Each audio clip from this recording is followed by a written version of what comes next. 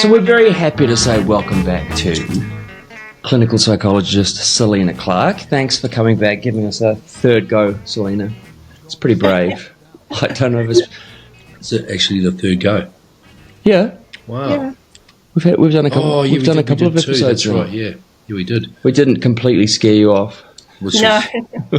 So that probably says more about you than it does about us. But we've covered some pretty varied things, and we were thinking about what we could talk about today. And there's something that I've been hearing more and more about. Like when I say everyone is talking about it, lots of people keep mentioning it, and as we do more and more of these episodes, people ask us, we want to hear about this, we want to hear about that, and this comes up all the time. And so it's basically, that feeling you get when you're like one mistake away from everyone finding out that you're a total fraud. I think a lot of people suffer from it, and apparently it's called Imposter Syndrome. It's got a name. And so why is it, I'd like to know, that so many smart, capable people can't shake that feeling that they're just winging it in life? Like, what's going on in their brains? Is there a cure for that voice in our head that says, you do not belong here? So I guess the first question for you, Selena, would be, what is imposter syndrome? And why do so many of us feel like we're frauds when we're not? And can I just add, this will be interesting because I don't think Matthew's probably ever felt like a fraud. Like, he's the most confident person I've ever met. And I've never achieved anything enough to feel like I'm faking it. So, like, we're going to be useless. But other people want to know the answers to these questions. So let's go with that. What is imposter syndrome? Okay, so imposter syndrome is that overwhelming sense of self-doubt, which is specifically related to work accomplishments. It's those feelings of phoniness, or like you described, David, the feelings of being a fraud, and that you don't necessarily deserve your job that you have. So it's does it have to be a job? Like, can it be anything in life? Well, it can be sort of anything in life, but most of what the research that I've done is it's related to profession specific or job specific or role specific. And oftentimes those people with imposter syndromes will feel like that they're tricking their co-workers or deceiving their co-workers in some way, that they're, enabling their co-workers to sort of think, hey, I'm good at my job, but their self-belief is that I'm not good at my job. And we've got to remember, it is not a diagnosable condition. This is not something that is in the DSM. It is something that is basically a shared phenomenon amongst people. So we've got to keep that in mind as well. It was first kind of identified in the 1970s by So it's not even new. No, it's not. It's not relatively new. It's only about, the 1970s, we're thinking 50 years old. Two American psychologists who were Pauline Clance and Suzanne Imes, and they were studying high-achieving women. So this was a gender study of high-achieving women. And what they found in these women is that they had real sensitivity to small mistakes that they made in the workplace. They lacked self-confidence at work. They had a real fear of success and a real fear of failure. So there's that kind of conflicted type thinking amongst these women. And they also experienced a lot of burnout from working way too hard. So it was also found that 2/3 of workers worldwide experience imposter syndrome at some point. So it's exceptionally common. So here's a question. I was going to say, it sounds super common. How is it different from self-doubt? Because on the surface, it sounds like self-doubt, right? Like, which I would imagine most people have. I'm really struggling with it, actually. Struggling with the imposter syndrome. Like, I feel like a bit of an imposter now. Why? Well, just sitting here not saying anything. We're also here to learn. That's right. Well, yes, that's right. And that's the thing. And we'll probably come to that later on. We are here to learn. And so, sorry, what was your question, David? There you go again, Matthew. No. well, I want to. There must have been times in your career, right? At least your sports career, where you felt like. Did you feel like an imposter? No. Maybe? No. Excuse me. Why do I look like an imposter? No, that's why it's such a fascinating subject. And you said before, so they work extremely hard, yet they fear failure and they fear success. Imagine that. Yeah. Yes. That'd just be a absolute mind-bending thing, wouldn't it? Yeah. We were chatting to a girl the other day, she's a lawyer. She's got 4 degrees. When you meet her, there's no doubt in your mind that she is smart as they come. Yet she just feels like it's all an act. She's faking it. She's going to be discovered at any time. Yet she'll say if she were to meet somebody in the street who had the same qualifications as her, everything on paper is the same, she'd be like, wow, what an individual. That's the thing. There's a lot of self-comparison in imposter syndrome as well. And I think your question was, how is it different to normal self-doubt? Correct. It's different to normal self-doubt in the sense that it's profession orientation specific. It's that you are an imposter in a specific situation, not necessarily self-doubt in, I don't know, your fitness ability or your ability to do cooking or hobbies or whatever. It's orientation specific self-doubt. And there's a lot of that fear, like Matthew said before, and like I said before, fear of success, fear of failure. A lot of self-comparison to your work colleagues and that as well. And yeah, you're right. It's a lot of it too. Imposter syndrome comes in with a lot of high-performing individuals as well. It's not specific to new hires. Like if you're new to a role, you can be a senior professional and still feel imposter syndrome. You can still feel that self-doubt. What do you mean before you said fear? You said fear of failure, which seems obvious, but what did you mean by fear of success? I think it's the. Sorry. Well, fear of success, mate. Like fear of actually kicking a goal. Yeah, but what? Why would that be? Why would that invoke fear? Well, I don't know. Because should ask the expert. Actually, we've talked about this. It's that ever increasing. It's an obvious question. What are you asking me for, mate?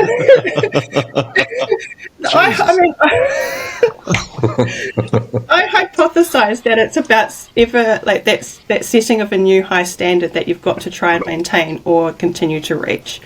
I think that's where I hypothesize that's where the fear of success comes in. What? So you fear that you might fake your way into a successful achievement, and then you're stuck having to continue stay at that level. Stay at that level precisely, or then achieve that level. Yes. Surely, I mean, you must have. Did you ever experience that? You kicked a goal and you thought, that was a fluke. No, never, mate, never, never. Amazing. Not in sport. Sport's different. I mean, I could get it maybe in business. You could flum something. You could come up. You could stumble onto a business idea, and then it becomes the next big thing, and you're like, but I'm actually a muppet. I could get that. There's people that have stumbled into say, I even know of a guy, a friend of mine's old man, who bought a building in Melbourne way back in the day, and then and it had a business that was running inside the building, and he took that business over, and it exploded. So he kind of, he sort of flummed his way into it, right? Yeah. And I guess if we were to ask him, he's a billionaire now, should we go and say, hey, bro, are you an imposter? And see how he takes it. Well, it's not about whether he's an imposter or not, it's whether you feel like one. Exactly. Yeah, exactly. That's the difference, Matthew. Exactly. Yes. Yeah, well, and here's a question, Selena. You're a high achieving, very successful woman. Qualified, got all the degrees, done all the stuff. You're out working in a fairly complex profession. Do you feel that you ever have imposter syndrome? Oh yes. Oh yes, of course I do. I think I felt it probably the strongest when I entered university, because I entered university in my 30s to take on my career. And I'm sitting there in a lecture, I remember this quite vividly, a lecture theatre filled with probably 400, under 25s.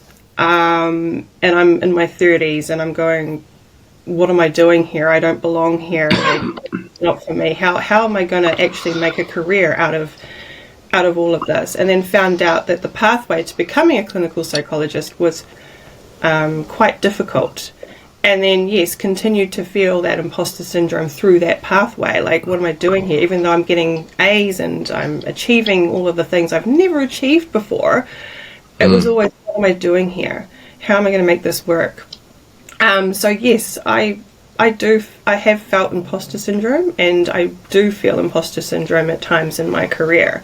You can be starting out in a career. You can also be in, like I said, a senior professional, and you will still feel that self-doubt in some form. I guess, like, I felt self-doubt when I went to university. Oh, interesting. Yeah, like... About what? Oh, I just think it's big shit. You thought you were? Yeah. Well, you can't have been because you got through it. Yeah, but I got a B bursary and stuff, right? But that's better than a C. Well, there is no C. It was an A bursary and a B bursary, David. It's actually quite an achievement, especially for me. But when I got to university, I was like, holy hell. I found it quite tough. And so I did feel like, I was turning up to lectures going, what am I doing here? I'm not a scholar uni type guy. I'm not a scholar. So I guess that's kind of like it. I guess I don't know. It is, yeah. But I did feel very like I was. Yeah, I shouldn't be there. That must be pretty normal, though, right? But so why are we hearing more and more about it? Because I hear it mentioned all the time. It's like almost people talk about it as much as they do like ADHD or, all of these sorts of things we talk about. I was looking online the other day, and just even well-known people who have discussed feeling like they suffer from imposter syndrome. And there's like Michelle Obama, who you'd never... Can you just tell me why it's an issue? It's an issue because I think it's a precipitant to mental health issues, things like depression, anxiety. It can be a precipitant.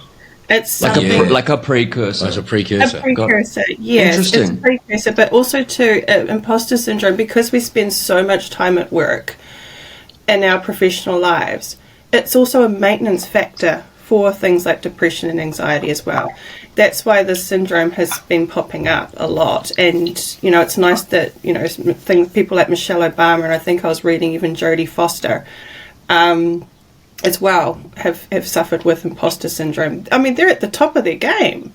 It's non-discriminative. Like I said, senior professionals, world leaders. Freaky Friday was a good movie. Yeah, world leaders like Michelle Obama, they're still feeling it. They're still feeling like they don't belong. And it's interesting too, because a lot of them are females, which is also interesting. That dates back to that research from the 70s, that initial research. Why those two females? Yeah. Lack of self-confidence, sensitivity to small mistakes, fear of success, fear of failure, that burnout feeling. The sensitivity to small mistakes too, but especially back then, would have probably been related to, like you had to do everything perfectly because you're a woman. It was hard being a woman in those high-powered business environments, and that's really interesting. So do you think it's something that comes up predominantly amongst minorities, maybe? Like is there something to do with, like, obviously you mentioned gender, but also culture, background, people who are from maybe disadvantaged backgrounds, or like ethnically, ethnic backgrounds that are deemed minorities, things like that. Like, yes. That's a good I point. do believe so, yes. Imposter syndrome, like I said, is non-discriminative. I think it affects everyone, and I think too culture can play a part in it, especially minority cultures, because like I said, you're always having to achieve that high bar. You're always feeling that need to, or that self-doubt that you can't achieve that high bar because of your specific gender or culture, or where you're from, or even, like you said before, Matthew, you're like academic background. it's always that internal self-doubt that is kind of pulling you back or holding you back, or not necessarily holding you back, sorry, but more applying that pressure to yourself in ways that are probably unhealthy. But if it's something that, you know, I mentioned Michelle Obama, I also saw there's Tom Hanks, Lady Gaga, like J.K. Rowling, like that, you know, they're kind of entertainment people. Although J.K. Rowling, she's a creative, she's an author. Yes. Like, these people have achieved enormous things. Do you think that something like imposter syndrome is something that actually keeps you on your toes and pushes the people to work harder, not to fail? Yes, and I think it depends on I think you're right there. There is something in that ability to reframe and utilize it as a motivation tool for yourself. There is something in that, and I think it's about sort of challenging that negative self-talk, challenging that self-doubt, that ability to kind of reframe, that actually helps you to use that imposter syndrome to go, hey, I'm not that. I don't doubt myself. I can achieve this. I can do more. And I think there is something in that motivation there. Yeah, it'd be interesting to know, like, the ratio of people who crash and burn because of imposter syndrome as opposed to the people who actually thrive because of it. Because sometimes it's like that reverse psychology. You know, I'm the sort of person who's told if you can't do something, I'll do the opposite, for better or worse. You know, so if you're told, even if you're telling yourself you're going to fail at something, some people's brains will ensure that they don't. So, do you know anything about the ratio of people who succumb to, like, these negative thoughts, or is it more that it leads into the depression and it becomes more of a downward spiral? I think again it's individual and context dependent. Those types of experiences. Because everyone you hear who talks about having imposter syndrome, they're all at the top of their game. Like, they're all successful, whether, you know, whatever it might be that they're doing. Like, you don't really hear people saying, imposter syndrome brought me down. Yeah. You know? Yeah. Like, that was the thing. That was the thing that got me in the end. And that's the thing, like, it's easier to blame. It's easier to blame the external sources than what it is to look at the internal sources. Because I think, I'm not sure if I'm right in what I'm interpreting, David. I think you're talking more about, like, the external triggers, like, say, the media or that type of thing bringing someone down, as opposed to the internal. No, I meant the internal, like that inner dialogue telling you you're not good enough, or you are an imposter, you're going to fail, and, you know, you succumb to that, and you do believe it. You're like, well, I'm not going to keep trying, because it sort of feels like you have to be at some level of success in order to be able to have imposter syndrome. Yeah, I would have thought so. Do you think? Yeah, totally. Like, you can't have imposter syndrome if you're, you know, like if you're a garbage collector or something. Not that the garbage collecting is not a good, you know, or like you couldn't have imposter syndrome if you look after mice or something like that. Well, you could be a scientist. Well, but you know what I'm saying. You know, like just the standard. You know, like if you're on a milk run, or, you know, like you're a car washer, you couldn't have imposter syndrome, could you? Surely. Well, you had a pretty successful car wash business. Yeah, I know. But what I'm saying is like, you're not going to go there and go, there's no way. I'm not good enough to be a car washer. Oh my God, I'm an absolute muppet. What am I doing here? My buff and wax is a total sham. Yeah, like, I'll never graduate to buff and wax. You know, I'll be on the wheels all my life, and even that, I can't even do the wheels properly. I'm an imposter. No, like, but you know what I mean? I don't think blue collar guys suffer from imposter syndrome, right? But I would imagine that, like, high flying, you know, anything that's in the corporate world, like at a managerial level, like, you know, when you're perhaps running like a team of 200 people or something like that, then I could imagine how you would have if you sort of flummed your way up there and you just turned it, or the boss really liked you and he said, mate, come on up, and, you know, like, I think you should run this, and you go, yeah, and you know, oh, I can't do that, but you take the job anyway. That's what I get. I think it depends on how much passion that you attribute to the role that you're taking as well. Like, you can be, a mouse breeder or a car washer or a garbage person, but if you love that job so much and you take such pride in it, just like a high-performing professional, you can still feel that imposter syndrome. I think you can still feel it. You can still feel like, really? Yeah, I do. Well, because it's like, hang on, but a garbage guy, and he's running down the road, in the old days, he gets a garbage can, he picks up, he throws it to his mate gets it, he chucks it in the bin, he goes, that wasn't good enough. Well, I'm an imposter. It wasn't fast enough. Here's the thing, maybe it wasn't fast enough. Maybe he couldn't keep up. Maybe. Yeah, maybe.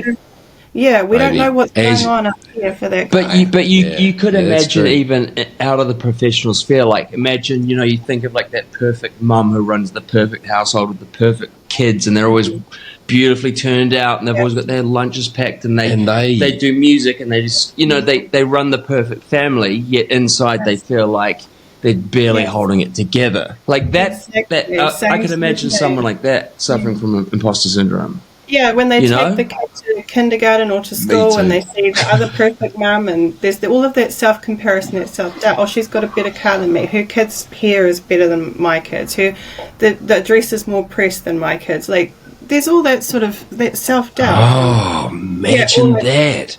And someone's coming round for a cup of tea or for lunch, and my house isn't perfect. So there is all these ways that I think you can feel imposter syndrome. It's not discriminative. It's just that most of the research is just focused around professions. Okay. So it's all about, how do we feel self-doubt, essentially. What does self-doubt look like for us? It's just, the research that I've looked at just tends to be focused on professions. That's all. So it is different to self-doubt. It's definitely different to self-doubt. It has to be different to self-doubt. It is different to self-doubt. But what I can do is I can share with you just the research of Dr. Young, Dr. Valerie Young. She's sort of the leading researcher on imposter syndrome. And she came up with 5 archetypes of imposter syndrome. And so this might kind of explain how we can experience it in other areas. So she talks about, the perfectionist archetype. So this is a person who primarily is focused on how something is done instead of the overall the overall outcome. They're looking at, I must do this part perfectly, this part perfectly, this part perfectly, instead of it being, okay, I did this really well. This outcome was really, really good. And despite receiving praise for what they've done, they believe that they could have done better. Okay, they always believe they could have done better. Then we've got like the expert archetype. So when someone is more concerned about what and how much they know or can do, and they sorry. I just had to. He's just readjusting himself. I just readjusted the package. It's quite hot in here. Dear, oh dear. I do apologise to all our guests, any of our viewers there, or listeners, if you heard of rumbling. Oh, God. Folk, I feel like an imposter now. Holy hell. That's that was very unprofessional. No, trust you to notice. I don't know. I just saw something. Far out, mate. As soon as any action goes on, he's like, it's so good.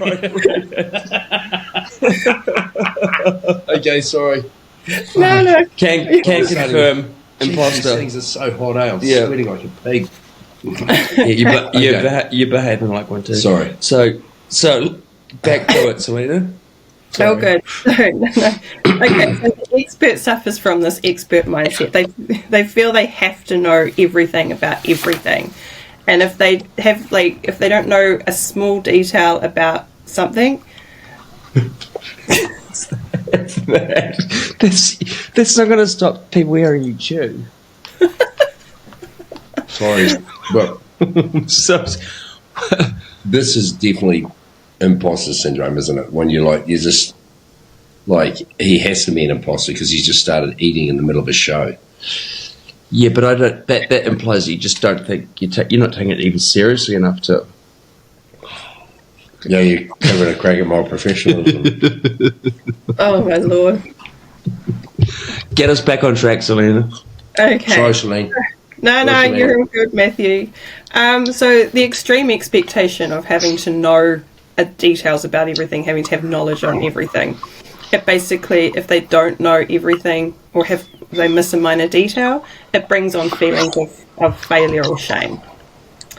And then we've got like the natural genius. This type of person, they will measure their capabilities or their abilities on competence and speed. It's like speed and ease. And if they're not performing a skill perfectly successfully, again, they will attribute feelings of failure and that self-doubt. And then there's the soloist. So this person likes to do everything on their own. And asking for help is a sign of weakness. Yeah. Is that you? That's me, mate. Yeah, I think I fit into that. No, I don't. He is the antithesis of that. Yeah, I am, mate. I'm the exact opposite. I'm like, can someone help? Yeah. Hey. Yeah. I'll just get somebody else to do it. Well, I can't do it. Yeah. The king of outsourcing. Yeah. Can you? But going back to the intellectual side of imposter syndrome, I didn't think there'd be anything I'd find relatable to this, but actually I remember being at school, and I always did really well at school. You know, secondary school, not so much university because of the drink, basically, yeah. and then imposter syndrome. Sexuality. Yeah. Anyway, that's another topic altogether. You carry on. But I always did really well, and so like, you know, Mum and Dad would always be like, oh, you know, nothing to worry about with David. He's smart. You know, be like, oh, he's the smart kid. But in my mind, I was like, I only did okay because I thought that or knew that my type of learning just was really well suited to the way that kids are taught in school.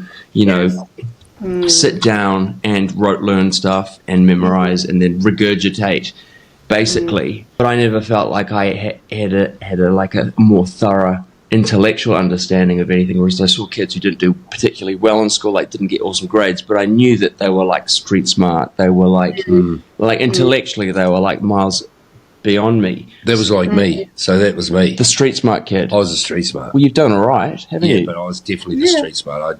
I definitely wasn't anywhere near the academic. I used to have to like rote learn and then regurgitate it. But if you, the problem with that is if you don't understand you've got to understand the question, right? That's why I do good at. I wouldn't do very good at maths or sciences or anything like that. But English, you know, all those topics we can just waffle on. I was good. You know, all those subjects you can waffle on, and like classical studies, English, geography, just waffle. Yeah, me too. But that I can actually relate to in terms of, I guess, an imposter syndrome. Would that be similar sort of thing? Yes, it is. It is similar, and I think what you guys are both very good at. I think you both recognise where your strengths are. Oh my god!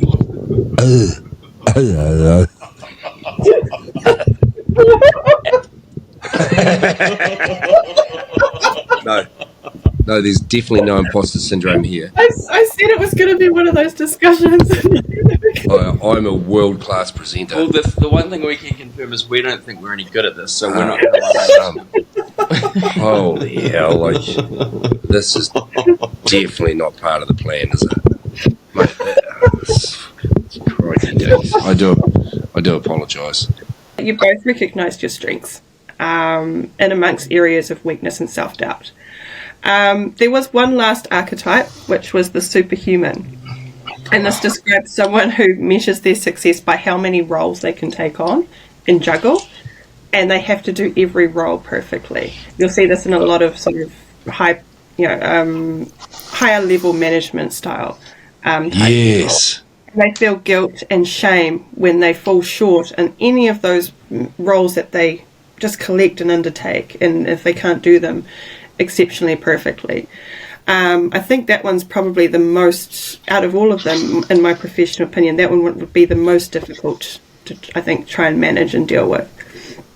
Why does that resonate with you? Oh, that doesn't resonate with me at all. No, not at all. Like, but you thought of someone who it did? No? Yeah, like I thought of somebody that did, like a corporate person that I know who's exactly like that. Really? Like across the board, so like got to do everything. But as a genius. But it's phenomenal. As a weapon, but like a self-doubter. Self-doubt, yeah. Like it just cleans up, but like, I didn't do this, didn't do that, but always cleans up, you know?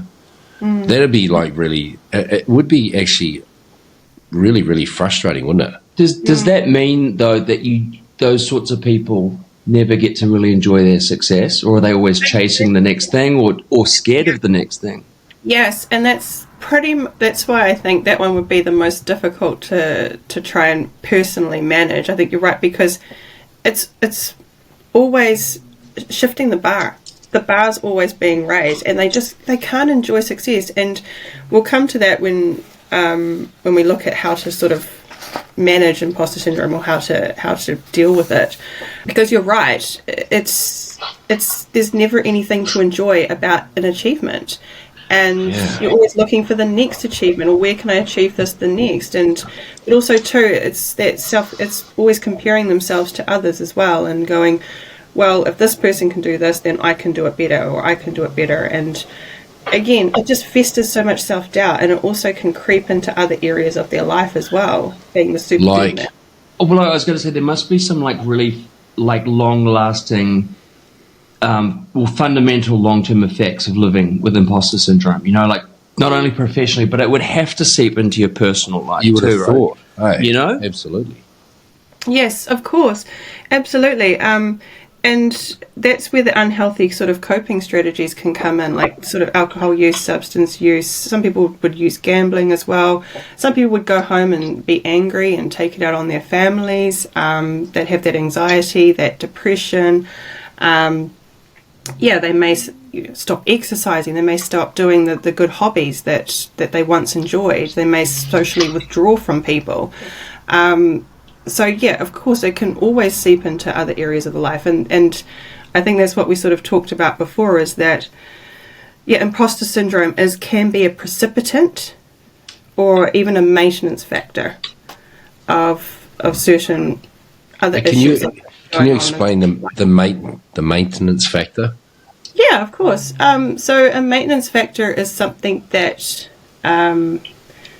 keeps something negative going. Like, say, if you're suffering from depression or anxiety, what is it about the depression or the anxiety, or even addiction? What is keeping it going? So what is fueling that depression? Okay. Is it your inability to have work-life balance? Is it your relationships? Is your relationship breaking down a maintenance factor? Is it substance use that's a maintenance factor? Essentially, a maintenance factor is something that keeps something negative occurring with someone. Okay. Yeah. Okay. So when you hear people talk about, I've got imposter syndrome, you know, I'm actually shitty at my job, or, you know, I'm a total fraud, it's always sorry, not always, but when I hear it, it's kind of tends to be done in a tongue-in-cheek, self-deprecating, you know, like taking the piss sort of way. But the ramifications for like not recognizing it and potentially continuing like that could actually be quite negative. Is that what you're saying? Yes, essentially, yes. It's a stressor. There's a stressor, there's a trigger. And yes, the ramifications for not addressing it and taking it in tongue-in-cheek, or treating it like it's something that's not effective or not affecting someone in a negative way, like basically brushing over it. Yeah. That's essentially could be a maintenance factor as well. Like, we need to treat this type of thing as actually quite serious. So how do you how do you treat it? Like, how do you treat imposter syndrome? Do you just go to a therapist and chat about it, or? Well, no. I mean, there are certain things that you can do which are minor. You don't have to go directly to a therapist. So what you can do is what you're looking at doing is you're looking at addressing those feelings of self-doubt. You're looking at addressing those things like things that are based on fear and not on reality, because that's what imposter syndrome is. It's all fear-related self-doubt feelings. Yeah. Is it fact or fiction that you're creating in your mind, right? Is it fact or is it fiction? Stories. Yes. Yes, fact versus stories. I could be a therapist.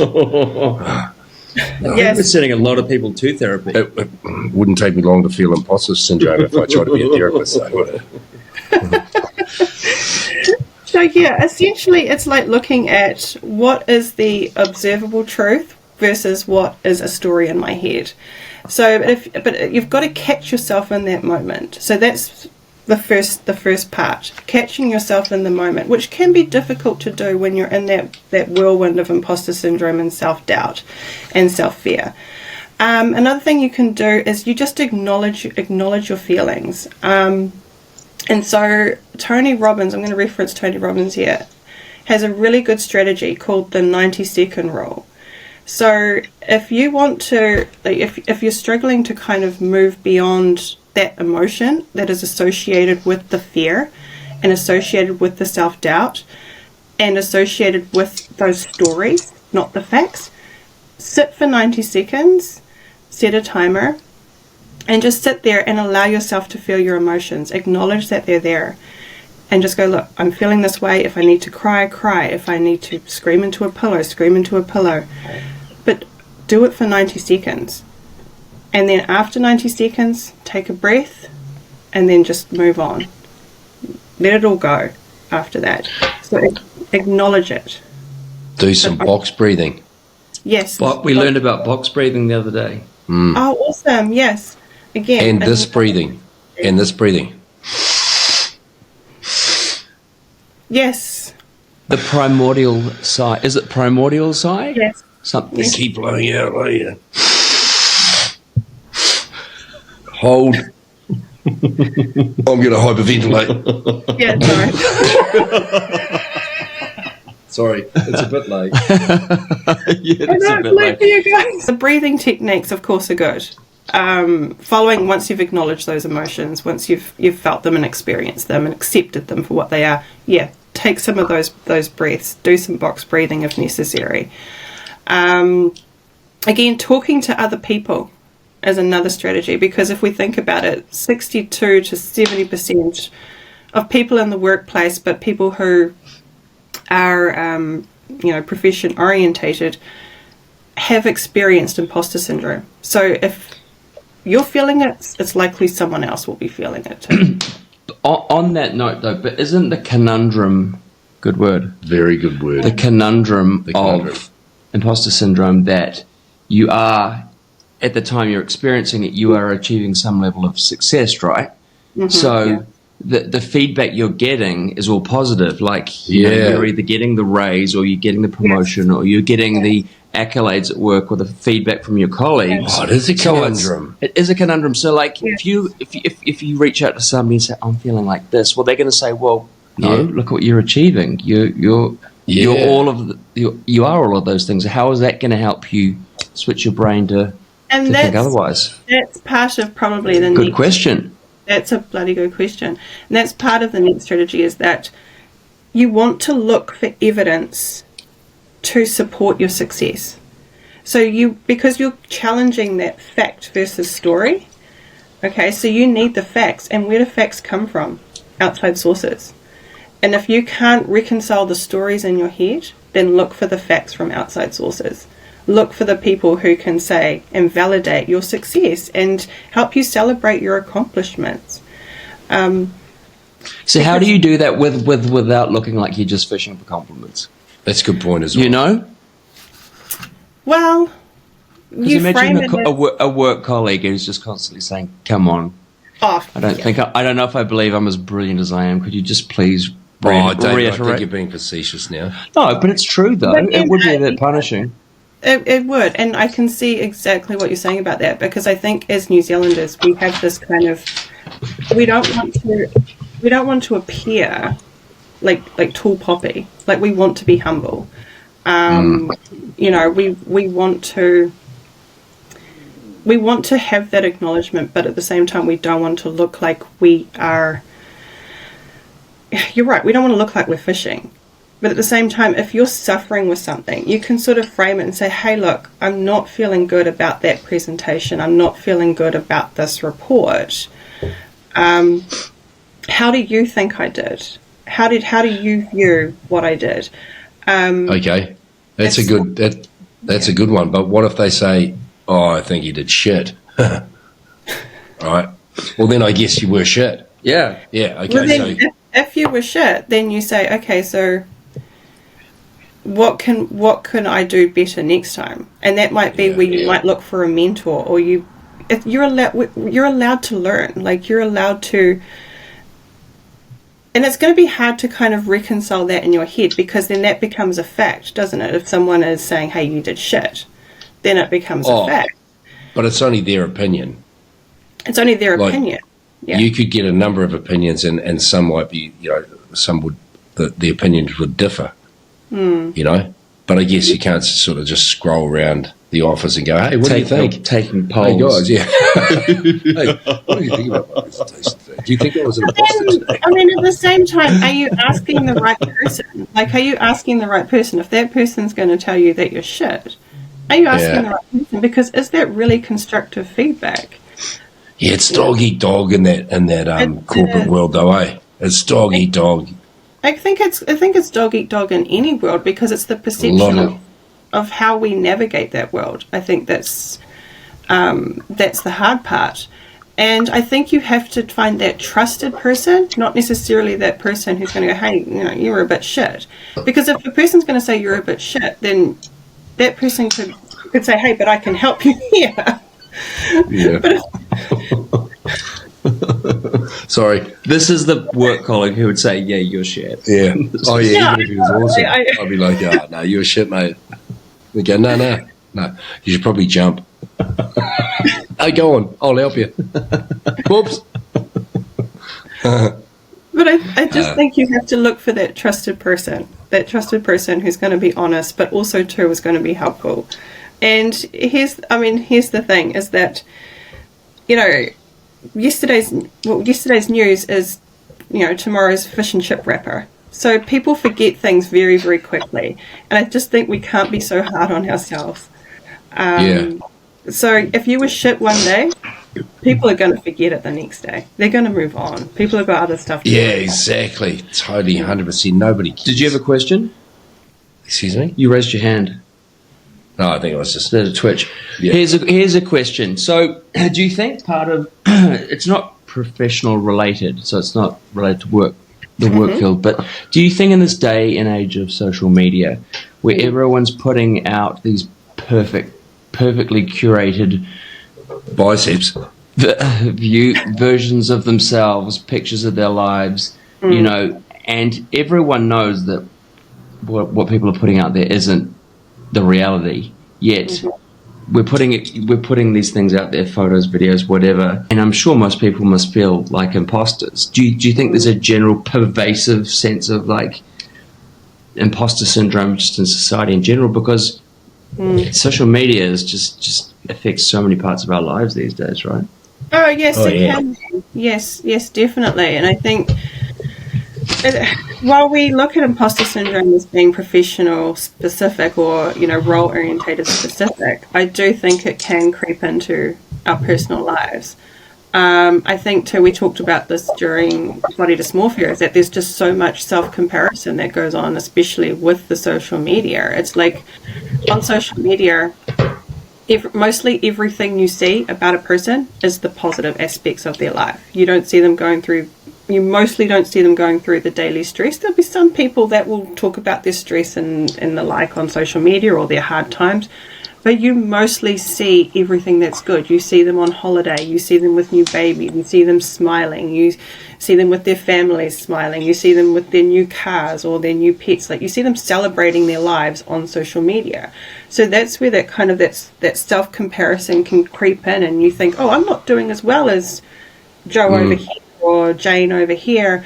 Why am I not doing as well as them? Why don't I have the car that they have, or the house that they have, or this or this or this? And you feel that, like I said, that bar that keeps raising, where you've got to keep up with everyone.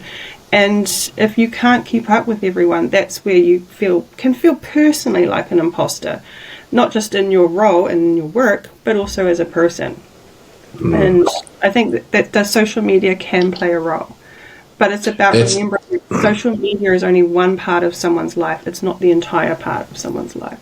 Sure, but it's like it's all encompassing now, pretty much, isn't it? Most people are like, even I'm on social media now, which is admittedly I haven't posted anything, but it's quite weird. I just meant it more from the perspective of the person putting the stuff out there.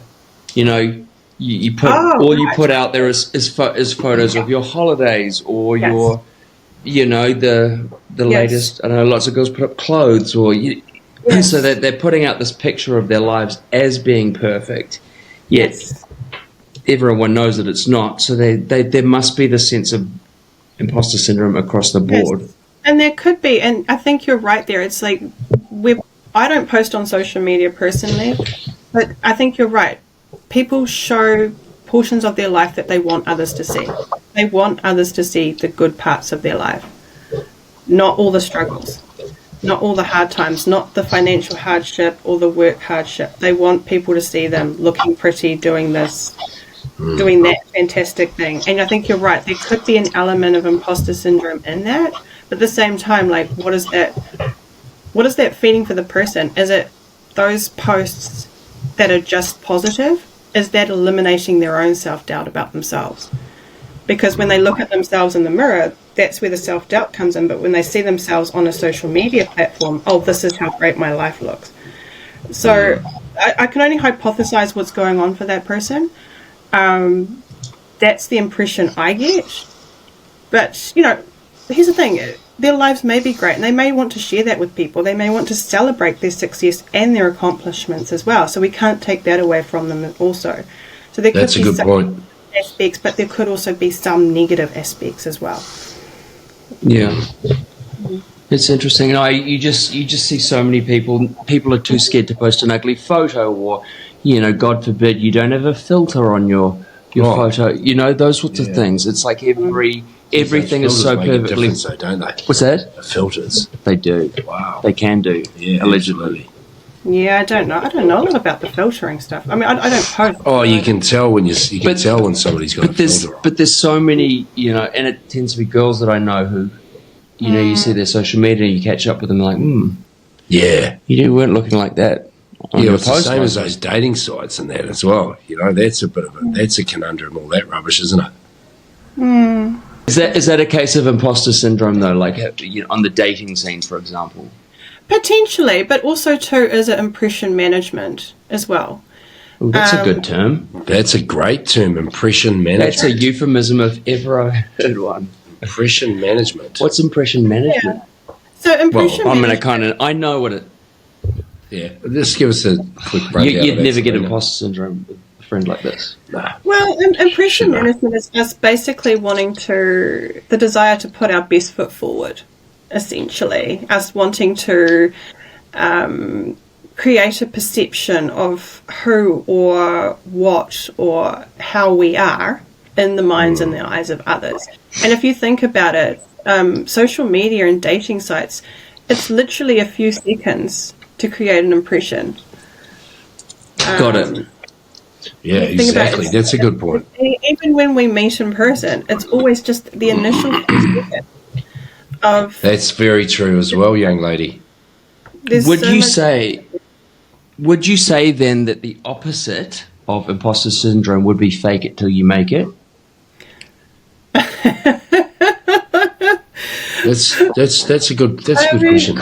Kind of, right? That's a bloody good question. Because you know you're not at that standard, but you're willing to fake it. Yeah, but here's the thing.